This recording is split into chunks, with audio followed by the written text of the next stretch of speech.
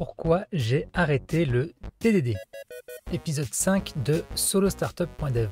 Attention, trigger warning. Cet épisode contient des opinions controversées sur des techniques de développement suite au passage du côté obscur de la force.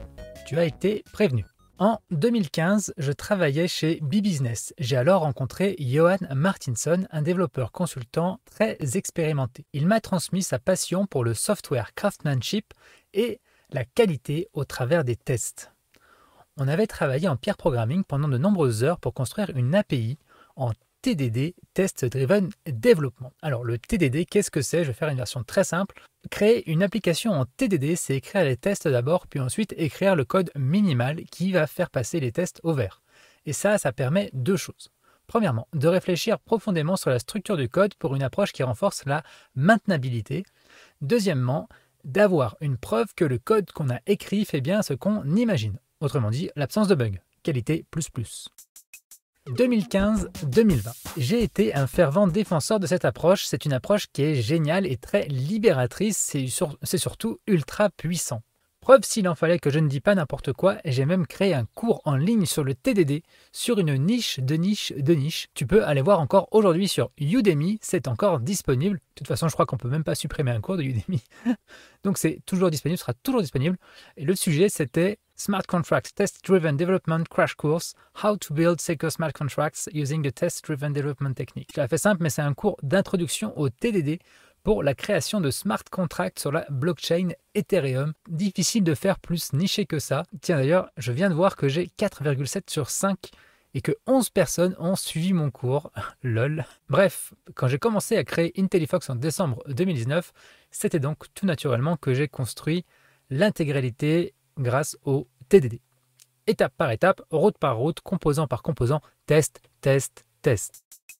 Jusqu'au jour où j'ai rencontré Arvid Kahl, un développeur très expérimenté aussi, mais avec une approche différente de celle de Johan. Alors là, je cite Arvid, il m'a parlé en anglais, donc là je l'ai traduit en français. Ils t'apprennent à écrire du bon code, ils ne t'apprennent pas comment créer un bon business. Je n'avais aucun test pour la SaaS que j'ai revendue l'an dernier après avoir atteint 55 000 $ de revenus récurrents mensuels. Arvid, c'était mon mentor. Le mélange parfait à mes yeux entre business et capacité technique. Autrement dit, c'est la personne que je voulais devenir. Alors forcément, cette déclaration, elle m'a profondément affecté. Je me suis posé des questions comme est-ce que les efforts que je fournis avec mon approche de TDD produisent vraiment des résultats pour mes utilisateurs? Qu'est-ce qui se passerait si je changeais ma façon de fonctionner? Un nouvel œil. J'ai commencé à voir les tests avec un œil nouveau. J'ai commencé à réanalyser les coûts que j'acceptais sans réfléchir au prix de la qualité intrinsèque de mon produit. Il y avait la difficulté du refactoring. Le fait de devoir écrire le double de code, le fait de devoir structurer du code différemment pour qu'il soit testable, le fait d'avoir du code mort en double, la lourdeur générale du process et les aléas dans les tests. Le vrai besoin de mes utilisateurs. La seule chose que mes utilisateurs me demandent, c'est que ça marche. Donc, franchement, ils en ont rien à faire, que ce soit testé ou non au niveau du code. Et un logiciel n'a pas besoin d'être parfait. C'est probablement le truc qui m'a le plus transformé.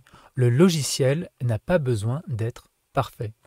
Je suis tombé face à un bug et j'ai immédiatement résilié mon abonnement. Est une phrase qui n'a jamais été prononcée ni écrite, sauf dans cet épisode.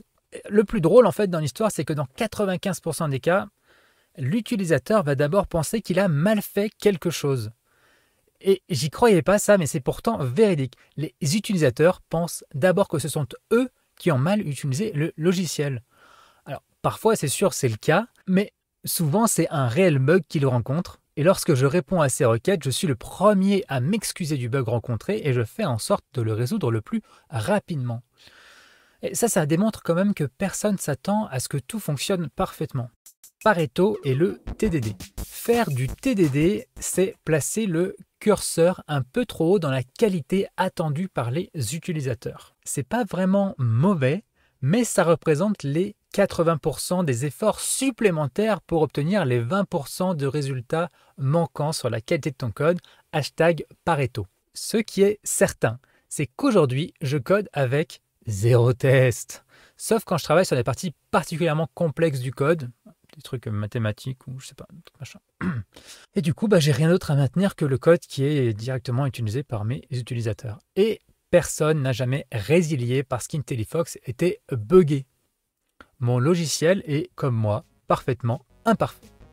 Mes conseils en tant que propriétaire d'un logiciel utilisé par des centaines de clients qui payent chaque mois pour l'utiliser.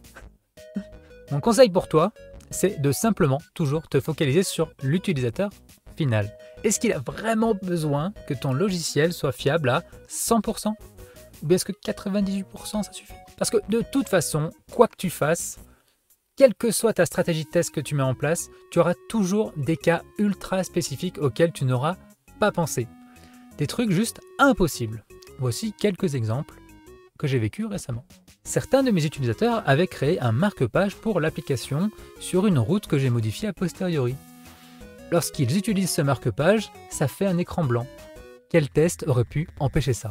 Quand on est sur une certaine page et qu'on clique sur « Se déconnecter », ça fait un écran blanc. Quel test aurait pu empêcher ça? Quand on fait trop d'opérations dans l'éditeur d'images d'IntelliFox, au bout d'un moment, on peut saturer son local storage. Quel test aurait pu empêcher ça? Parfois, l'API d'Amazon me renvoie des erreurs et l'autre jour, ça a bloqué une de mes queues de travail de récupération statistique. Quel test aurait pu empêcher ça? T'as compris le thème, il y a des choses qui se passent dans le monde et tu ne peux pas tout prévoir. Le monde réel sera toujours infiniment plus complexe que ton poste développeur ne peut l'imaginer. Faire trop de provisions sur les cas d'erreur peut te paralyser. Ton code peut être parfait, mais deux variables viendront toujours briser tes rêves de perfection. La première variable, c'est l'environnement d'exécution de ton code. IE6 par exemple, ça te parle? Non, je rigole, c'est du passé douloureux d'ailleurs. Deuxièmement, les données d'utilisateurs, c'est le chaos. C'est pourquoi il vaut mieux se focaliser sur la qualité par une approche venant de l'expérience utilisateur plutôt que du code. Pour ça, quelques pratiques simples. Premièrement, le dogfooding.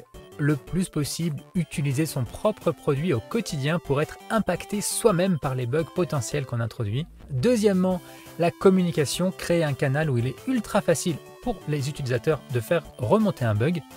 Troisièmement, l'action rapide, pouvoir facilement revenir en arrière ou déployer un correctif. Parce que les bugs, quoi que tu fasses, tu en auras toujours. Tu ne peux pas être parfait car le monde est profondément imparfait. Merci beaucoup d'avoir regardé cet épisode et je vous dis à bientôt. Salut!